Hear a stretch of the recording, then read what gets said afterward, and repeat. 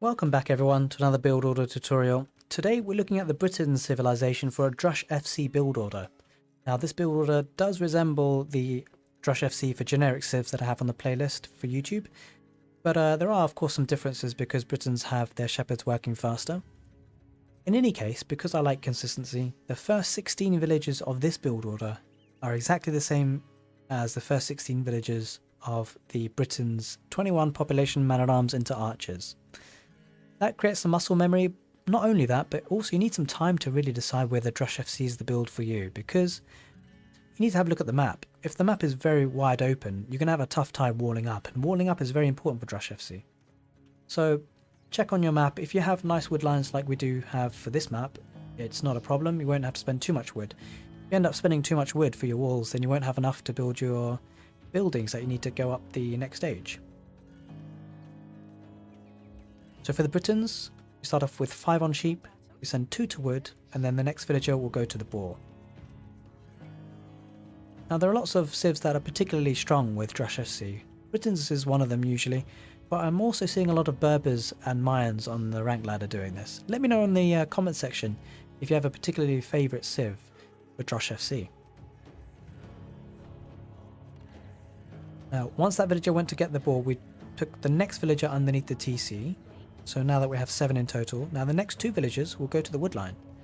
Just as a recap, that was 5 on sheep, 2 to wood, 1 to the boar, 1 to the TC, and then 2 to wood. Now the next villager will go towards your berries, but will need to build 2 houses as part of your wall before going to berries, and the next villager will build the mill. The next villager will go and grab your second boar. Don't forget to shift click your sheep underneath the TC. And now the next 2 villagers will go to the berries. This will complete 4 villagers on berries once the next one comes out. Okay, now this is the point where things change. We've got 16 villagers.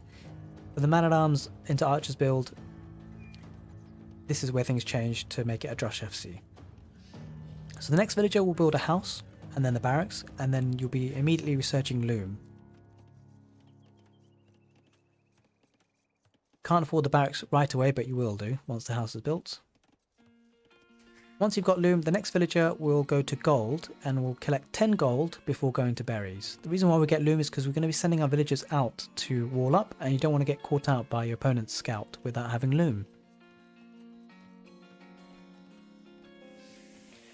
Okay, so that villager is going to grab 10 gold. Now the next villager is going to build a house and then continue the walls of your base. The villager after that will go to wood. In fact, the next 4 villagers will go to wood to make 8 on total on wood.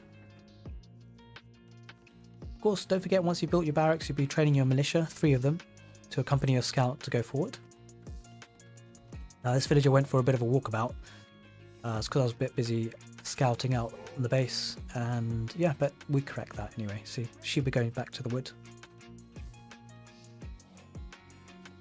So if you kind of don't like having to count the villagers, just count how many you have on the resource, because once you have 8 on wood, that's when you change to go to berries.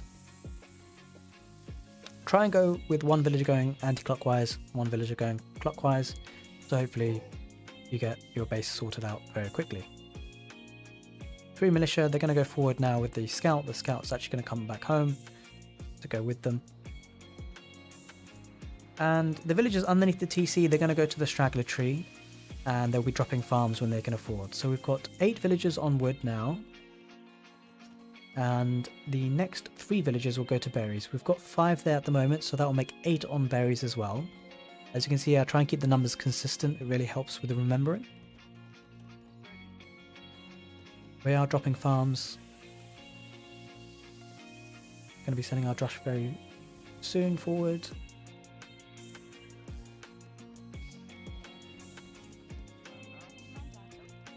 And once you've got 8 villagers on berries, we've got 7 so far. The last 3 villagers before you click up will go to gold. So just beware with the farm dropping. Just make sure you've got 100 wood for the mining camp. 8 on berries. The next 3 will go to gold, and we will click up. So once you've clicked Feudal Age, at this point this is time where you can really focus on your Drush and trying to get value, trying to harass villagers. Don't forget to drop the farms though. Because you had 8 villagers underneath the TC, you'll have 8 farms.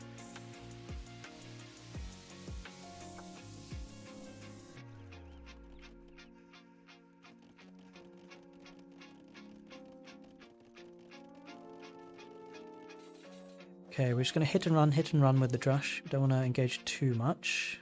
Keep it alive for as long as possible to cause mayhem for your opponent. Now, whilst you're almost close up to Castle Age, you need to keep an eye on your berries. When they expire, you'll be sending 3 of these berry villagers to drop 3 farms around the mill. 3 will go to gold and 2 will go to wood. Keep an eye on the Feudal Age counter because you'll be needing to send 2 of those villagers that went to wood to build buildings. You can just send them to the front of the wall if you want to. You'll be dropping a range and a blacksmith.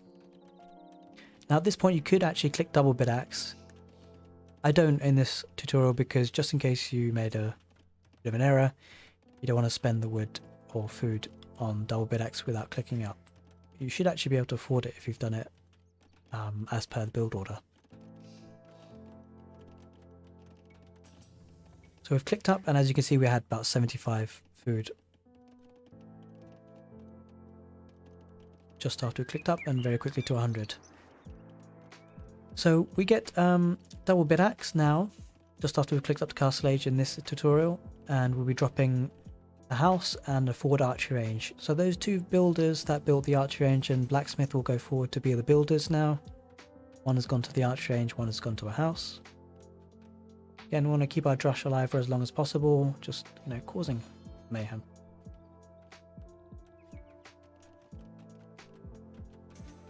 Now, at this point we'll be getting the gold mining upgrade, we will be getting fletching, we will be getting padded archer armor, all these things once you can afford them.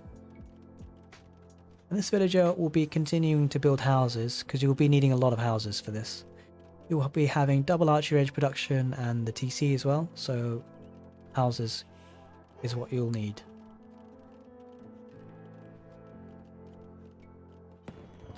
Now, once we've hit Castle Age, we will be getting bodkin arrow, of course, but only after we get the crossbow upgrade.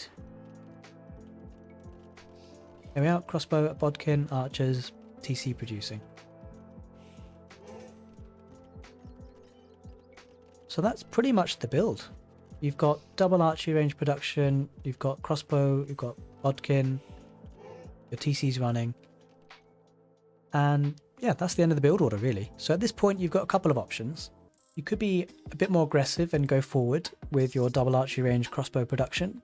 You've got bodkin, of course, and that's probably something I recommend. It obviously depends on the way the game's going, but yeah, going forward with a forward siege workshop is a good option, and then eventually getting a university for ballistics.